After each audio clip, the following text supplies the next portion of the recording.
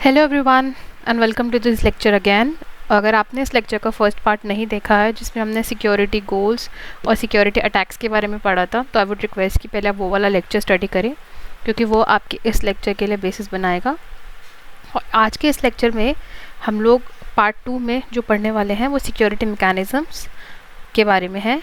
So before starting the lecture मैं आपसे request करूँगी कि आप अपनी स्टडीज़ की जो भी स्टेशनरी वगैरह हैं, आपके पेन पेपर वो अपने पास में रखें, ताकि आपको जो भी कोई इंपॉर्टेंट पॉइंट नोट डाउन करना है आप उसे नोट डाउन कर लें। आपको कोई भी क्वेरी हो तो आप वो भी नोट डाउन कर लें, ताकि आप बाद में अपनी जो भी क्वेरीज़ हैं वो पूछ पाएँ। So let's begin with the part 2 of this lecture. तो अभी इस लेक्चर में हमारे क्या ऑब्जेक्टिव रहेंगे कि हम इसमें क्या पढ़ने वाले हैं वो एक बार फिर से देख लेते हैं। तो सबसे पहले हम एक बहुत छोटा सा रिवीजन, बहुत ही स्मॉल रिवीजन करेंगे पार्ट 1 का, कि हमने उसमें क्या पढ़ा था। और उसके बाद हम पढ़ेंगे to define security mechanism to provide security services. Security mechanism के बारे में पढ़ेंगे जो हमें सिक्योरिटी की सर्विसेज देते हैं। And next, to introduce cryptography to implement security mechanism, यानी कि सिक्योरिटी मैकेनिज्म को चलाने के लिए हम क्रिप्टोग्राफी एक टेक्निक होती है, और बहुत सारी टेक्निक होती है, लेकिन उनमें से एक टेक्निक होती है हमारे पास क्रिप्टोग्राफी, उसके बारे में इंट्रोडक्शन लेंगे। ओके तो पार्ट 1 का अगर रिवीजन करते हुए तो हमने उसमें सिक्योरिटी गोल्स के बारे में पढ़ा था। और सिक्योरिटी का गोल्स का मतलब क्या होता है कि अगर कोई भी नेटवर्क को हमें सिक्योर बनाना है तो उसके लिए हमें 3 गोल अचीव करने होते हैं। एक, किसी भी नेटवर्क को हम सिक्योर तभी बोल सकते हैं जब उसमें कॉन्फिडेंशियलिटी मेंटेन हो रही हो, उसमें इंटीग्रिटी मेंटेन हो रही हो और उसमें अवेलेबिलिटी हो। तो एक सिक्योर नेटवर्क में 3 गोल होने ज़रूरी हैं: कॉन्फिडेंशियलिटी, इंटीग्रिटी और अवेलेबिलिटी। नेक्स्ट, हमने प्रीवियस पार्ट में, पार्ट 1 में पढ़ा था अटैक्स के बारे में, यानी कि उन्हीं गोल को ना अचीव कराने के लिए हमारे पास में अटैक होते हैं। कॉन्फिडेंशियलिटी के ऊपर 2 तरह के अटैक हैं, स्नूपिंग और ट्रैफिक एनालिसिस। इंटीग्रिटी के ऊपर आपके सामने अटैक्स हैं, मॉडिफिकेशन, मैस्क्यूरेडिंग, रीप्लेइंग एंड रेपिडिएशन। अवेलेबिलिटी के ऊपर भी एक तरीके का अटैक है, डिनाइल ऑफ सर्विस। तो ये 3 तरीके के अलग अलग गोल्स पे अलग अलग टाइप के अटैक होते हैं। इनके बारे में हम प्रीवियसली डिटेल में एग्जाम्पल के थ्रू भी पढ़ चुके हैं। So without wasting any time in topics पे हम आगे चलते हैं कि हमारा आगे का टॉपिक क्या है। तो हमारा आगे का टॉपिक है security services and mechanisms. Services मतलब अगर हमें किसी नेटवर्क को सिक्योर बनाना है तो उस पर हमें कुछ सर्विसेज देनी पड़ेगी, और उन सर्विसेज को देने के लिए हमारे पास कुछ मैकेनिज़्म हैं। सर्विसेज का मतलब आप ये समझ लीजिए, जैसे हम अपने घर को सिक्योर करने के लिए ताले की सर्विसेज लगाएं, हम अपने गेट पे ताला लगाएं तो ताला लगाना एक सर्विस है, या ऑटोमेटिक लॉक लगाना एक सर्विस है, या हमारे घरों के बाहर कैमरा इंस्टॉल करना एक सर्विसेज है। उसका मैकेनिज़्म कैसे है कि वो किस तरीके से काम करता है। जैसे ताला चाबी से ही खुलेगा, ऑथेंटिक पर्सन ही चाबी लगा के उसे खोल सकता है, तो वो उसका मैकेनिज़्म होगा।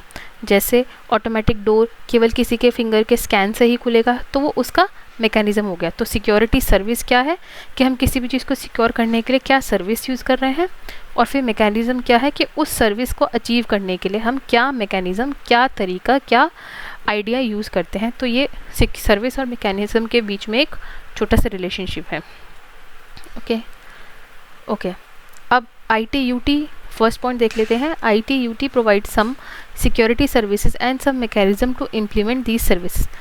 ITUT is international telecommunication union, जो आपकी सिक्योरिटी एंड ऑल की वो लेती है, रिस्पॉन्सिबिलिटी लेती है, that is ITUT।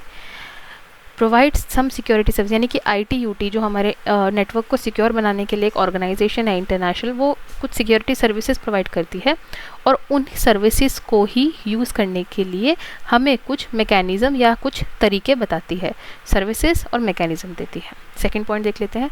Security services and mechanism are closely related because a mechanism और a combination of mechanism are use to provide a service. Security service और मैकेनिज़्म के बीच में यहाँ रिलेशनशिप समझाया हुआ है कि सिक्योरिटी सर्विस और मैकेनिज़्म एक दूसरे से बहुत जुड़े हुए हैं, यानी कि हम एक तरीका या बहुत सारे तरीक़ों से हम एक किसी प्रकार की सर्विस प्रोवाइड कर सकते हैं। एग्जाम्पल के तौर पे से फॉर एग्ज़ाम्पल हमारे पास एक बैंक की सिक्योरिटी हमें लेनी है, जनरल एग्जाम्पल ले रहे हैं, रियल लाइफ एग्जांपल ले रहे हैं, तो बैंक की सिक्योरिटी के लिए हम एक मैकेनिज्म क्या लोग यूज़ कर सकते हैं कि हमने गेट पर एक गार्ड को गन दे के बिठा दिया, तो ये एक मैकेनिज्म है। सर्विस क्या है कि हमें बैंक को सिक्योर बनाना है, इसके अंदर कुछ भी हमला रॉबरी ऐसा कुछ ना हो, तो ये हमारी सर्विस हुई। मैकेनिज्म कैसे कि हमने गेट पे एक गनमैन या एक गार्ड को गन दे के बिठा दिया है। और कॉम्बिनेशन में कैसे होगा, कॉम्बिनेशन मतलब हमने उसके साथ सिक्योरिटी कैमरास लगा दिए हैं, जो वहाँ पे काम करने वाले एम्प्लॉयज़ हैं उनका फिंगरप्रिंट स्कैनिंग से ही जगहों पे, कॉन्फिडेंशियल जगहों पे एंट्री करा दी है, तो ये भी एक तरीके का बैंक को सिक्योर करने का तरीका है। तो एक मैकेनिज़्म या फिर बहुत सारे मैकेनिज़्म किसी एक प्रकार की सर्विस को, सिक्योरिटी सर्विस को प्रोवाइड करा सकते हैं। सिमिलरली नेटवर्क के केस में भी हमारी कुछ सिक्योरिटी सर्विस है, हमें अपने नेटवर्क को सेव करके रखना है, उसकी कॉन्फिडेंशियलिटी, इंटीग्रिटी और अवेलेबिलिटी को बनाए रखना है, तो उसके लिए ये सर्विसेज है। और उन मैकेनिज़्म को हम कैसे करते हैं, क्या टेक्निक यूज़ कर सकते हैं, वो हम आगे पढ़ेंगे। तो सिक्योरिटी सर्विस और मैकेनिज़्म में हम यहाँ पे 3 मेजर टॉपिक पढ़ेंगे। First is security services, then is security mechanism, and the third and the last one is relation between services and mechanism.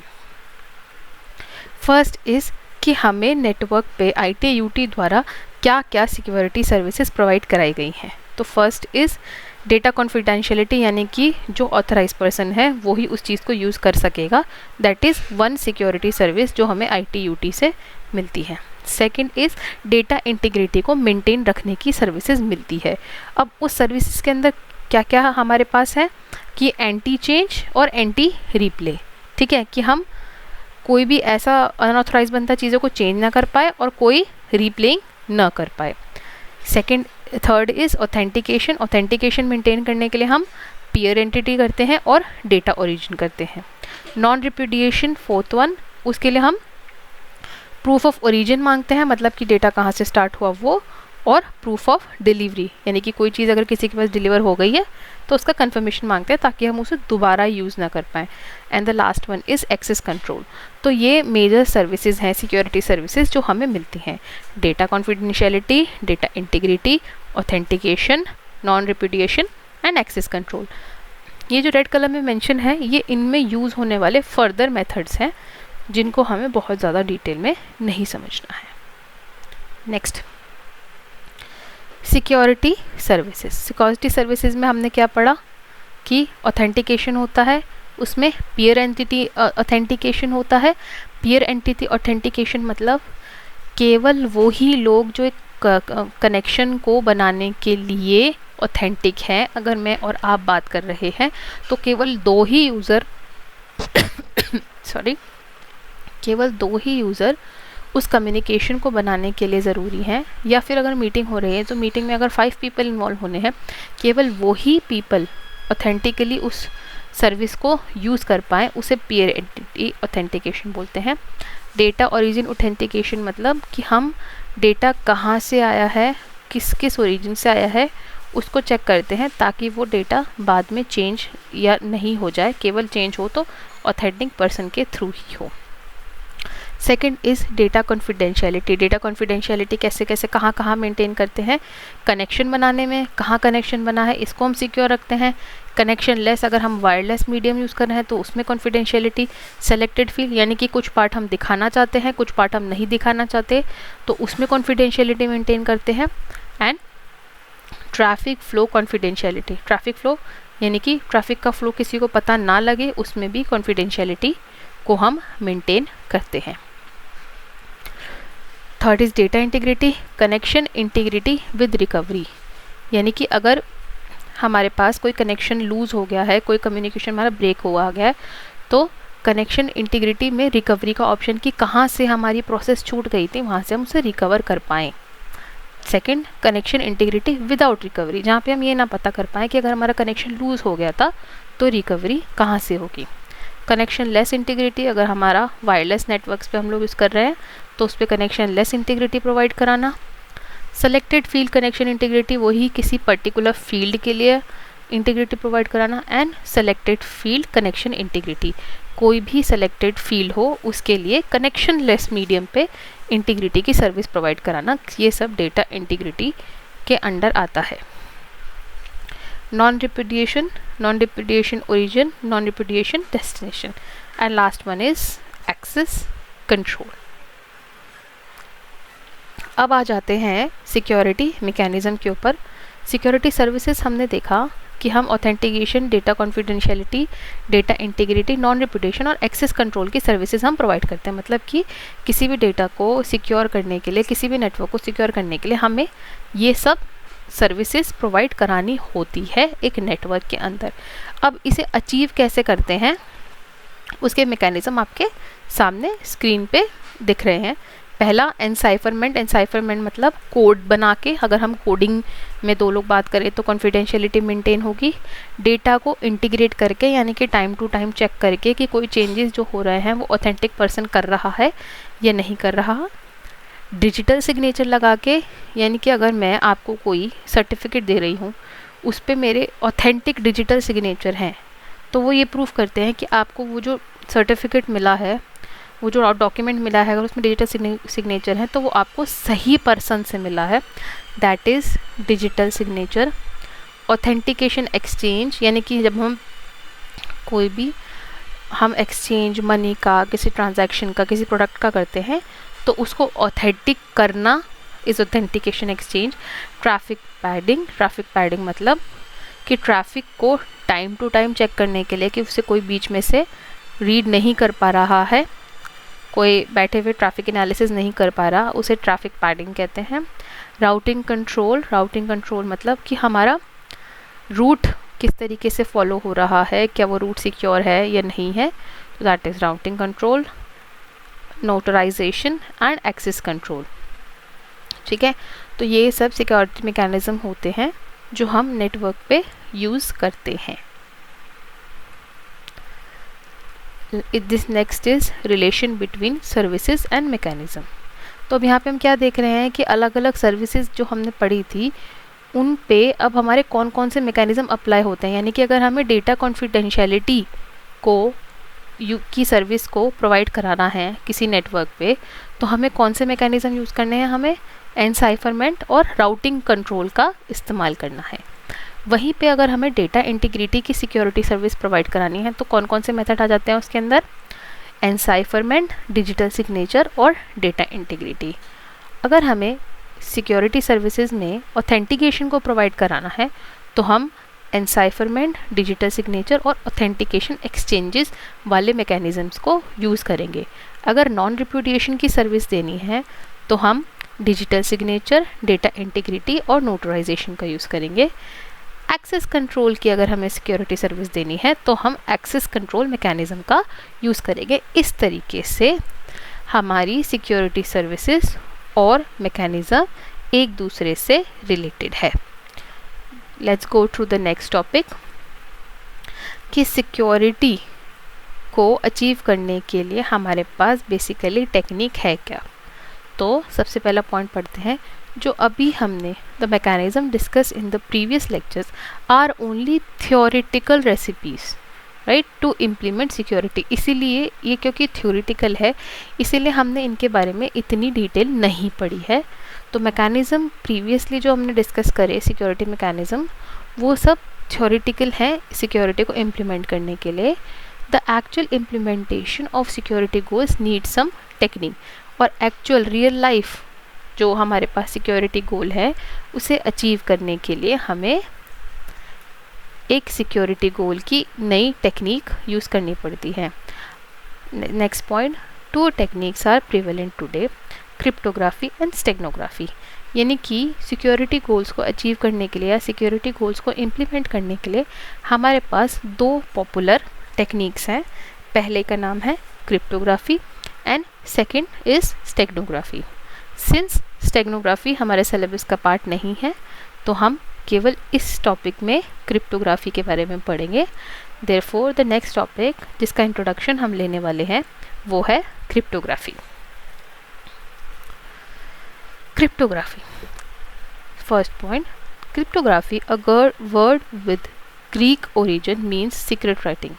सो जो वर्ड है क्रिप्टोग्राफी वो एक ग्रीक लैंग्वेज से लिया गया है। क्रिप्टोज वर्ड जो था वो ग्रीक से लिया गया है और उसमें क्रिप्टोस का मतलब होता है सीक्रेट एंड ग्राफी का मतलब होता है राइटिंग। सो क्रिप्टोग्राफी जब हम दोनों वर्ड को मिला लेते हैं तो the meaning becomes secret writing, यानी कि हम कोई चीज़ हाइड करके अगर लिख रहे हैं तो उसे क्रिप्टोग्राफी कहते हैं। Next point, however we use the term to refer to the science and art of transforming messages to make them secure and immune to attack, यानी कि क्रिप्टोग्राफी जो नेटवर्क्स में यूज़ होती है वो क्या है, एक साइंस एंड आर्ट है मैसेज को ट्रांसफॉर्म करने का, to make them secure and immune to attack.